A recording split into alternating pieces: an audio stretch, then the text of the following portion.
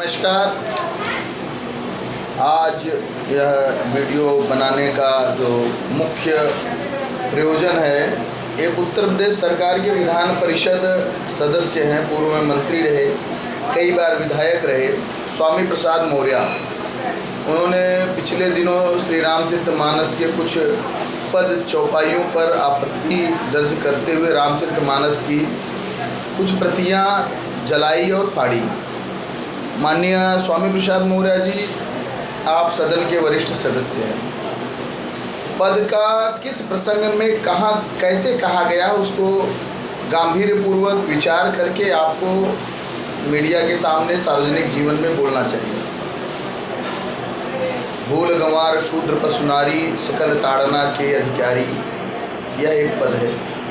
गोस्वामी जी ने लिखा है, ब्राह्मण हैं इसलिए आप अपनी टिप्पणियां कर रहे हैं। कबीरदास जी ने भी कई पद कहे हैं, कई पद लिखे हैं, उन पर आपकी कभी टिप्पणियां नहीं आई।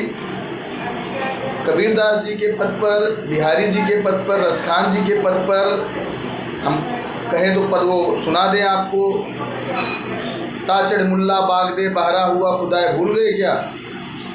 हाँ, नमो बुद्धाय कहते कहते आप जिन बुद्ध की आप पूजा करते हैं, जिन बुद्ध को आप मानते हैं, वो भी भगवान विष्णु के अवतार हैं। हम बुद्ध का आदर करते हैं, हम सभी धर्मों का सम्मान करते हैं। सनातन संस्कृति की बात करना कोई पाप है क्या?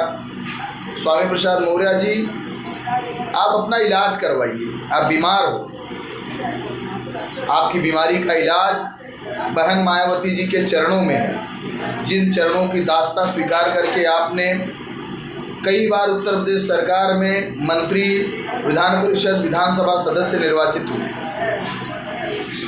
चौबे गए थे छप्पे बनने, दूबे बन के वापिस आए।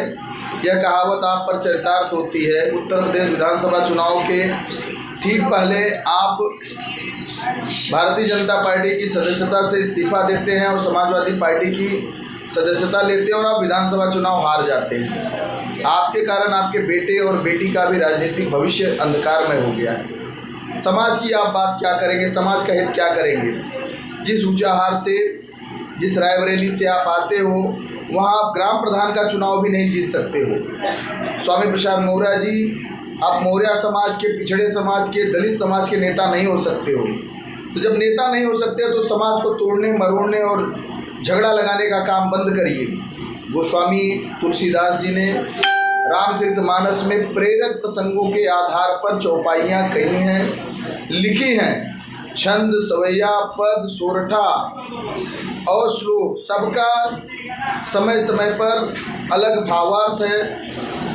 सच्ची चीज़ें, अच्छी चीज़ों को स्वीकार करिए, जो आपको बुरी लगती है उन्हें छोड़ दीजिए।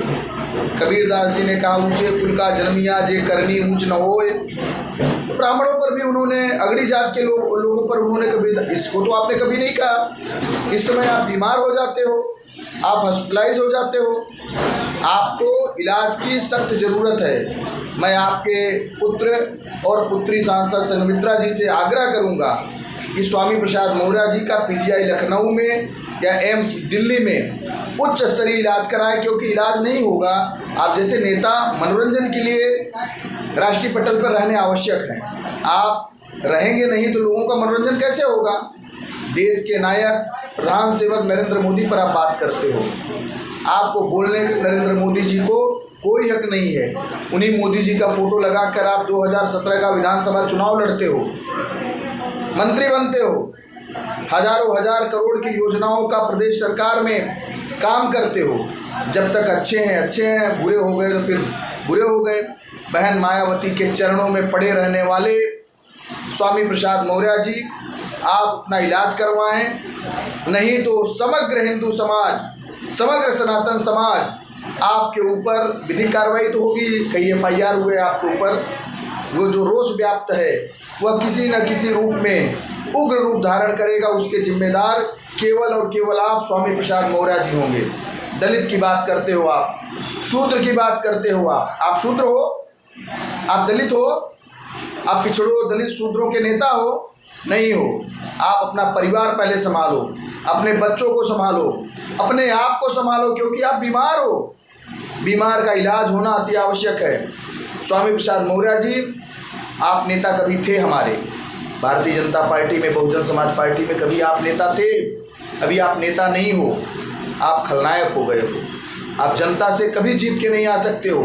हिम्मत है तो विधान परिषद की सीट से रिजाइन दीजिए और आइए अपने ग्राम सभा में ग्राम प्रधान का चुनाव जीत कर बताइए, पंचायत समिति का चुनाव जीत कर बताइए। स्वामी प्रसाद जी, आपको अच्छे से अच्छे डॉक्टरों की चिकित्सीय व्यवस्था की जाएगी। माननीय नरेंद्र मोदी जी देश के सबके प्रधानमंत्री हैं, जन जन के प्रधानमंत्री हैं। वो आपके लिए अखिल भारतीय आयुर्विज्ञान संस्थान दिल्ली में, नहीं तो संजय गांधी पीजीआई लखनऊ में उच्च स्तरीय जांच और चिकित्सा की व्यवस्था करेंगे। आप अपना इलाज कराइए।